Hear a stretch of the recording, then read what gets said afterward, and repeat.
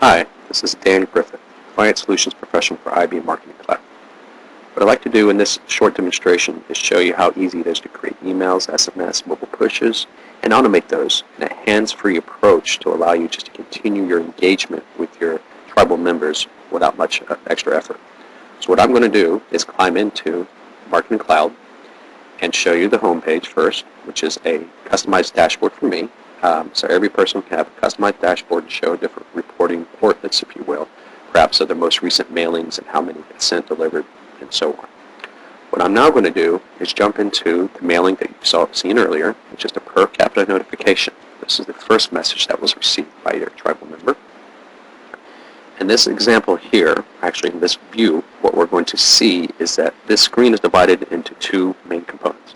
The left side, which is where most of the work is done, which in this example is showing the WYSIWYG editor. What you see is what you get. As I make modifications to my email, you're going to see at the right side is now going to render and show you what it looks like before it gets delivered. So it's very easy for you to stay on one screen and make modifications both in this editor or the source code. If you're actually familiar with HTML, you can also make changes there. What I'm also going to point out is how easy it is to make this personalized with dynamic content as well as with parameters, personalization fields. So you'll see in this example here that I've got first name listed. Well, obviously this will be automatically replaced with the actual first name of the email recipient. It's very easy to make more of these modifications. I can come in here to the listing of personalized fields and select anything that might be utilized here that you might want to use for personalization. First name, last name, salutation, anything else along the way. You can also insert content both external, that's maybe hosted on a third-party digital asset manager or content management system, or those that are part of the asset library. You can also input other components such as social network sharing, which might be the little thumbs up you see in the bottoms of emails, allow your recipients to share that information across their social network. What we're going to look at now is a dynamic content section here, which is actually embedded in a rule set. In this example, it's just simply called banner.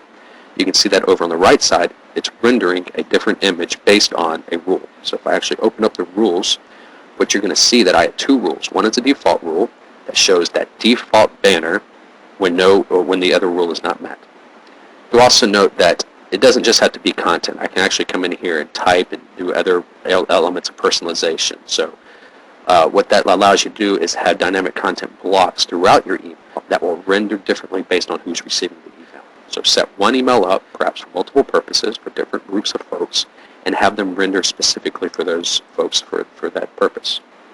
My other example here of the piece of content is just a picture that I named older picture that will show when whoever receives this email is over the age of 40. If I quickly hit the content here, you can see that this image is just a very simple drawing or painting.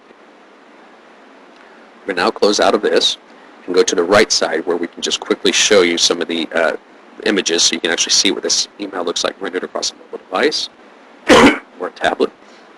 And you can also make sure that your links are working correctly. So in this example here, I've got three different links, hyperlinks.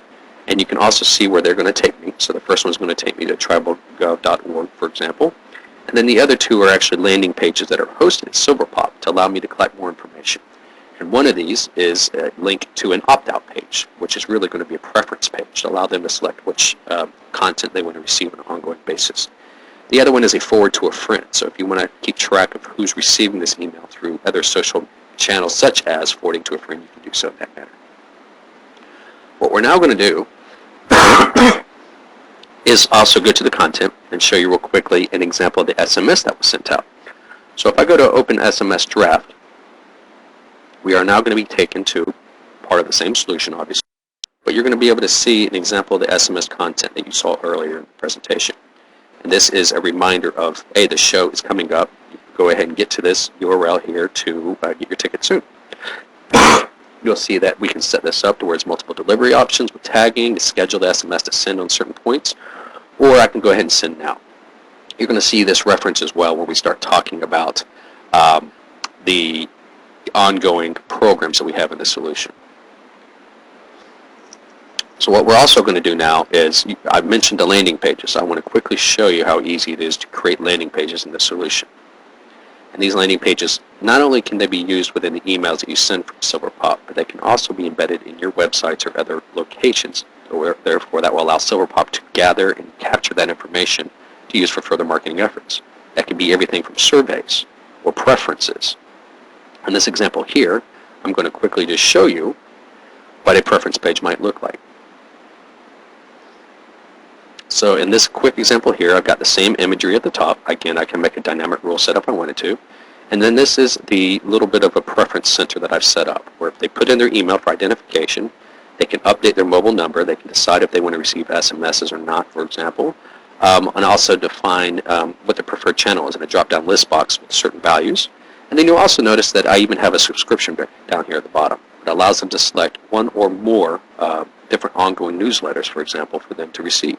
And you'll see that one of these, in this example, is Comedy Show, or it could be some other casino updates or tribal updates or government assistance programs.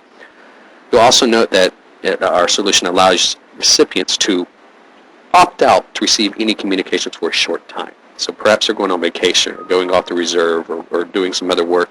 They might not just want to receive emails for a short time, so instead of opting out forever, they're just opting out for a short time. What I want to do now is quickly go through and show you an automated program. So how can we combine these together to where it's a hands-free approach once they've set up and you hit go. So in this example here, I'm going to go down to my Show Notifications program. And what you're now going to see are multiple tracks of people that once they fall into this program, they can receive one or more communications based on how they've interacted with you. So in this one example here, I've got the start track. So as soon as they have opted in to receive this program, and that can be through a number of ways, such as they purchase a comedy ticket, or they said, I want to receive comedy notifications. What that allows them to do is receive a comedy notification. Right? So this is perhaps that notification you saw in the earlier example where it shows, hey, there's a comedy show occurring in the next 2 weeks. Are you interested in buying tickets? Well, in this example here, we're going to wait one day and see if they've opened it or not. It could be 3 days, it could be 5 days. It's really up to you. If they have not opened, we're going to send them a follow-up. Again, wait one more day. Again, if they have not opened it or clicked or purchased, perhaps we send them an SMS notification. And you also note that I have an extra arrow here that says to push everybody down to day of event. So now it's the day of event. Those people that have opted in again and they want to receive notifications. On the day of the event in this example, it's November 4th, and they will be sent a reminder.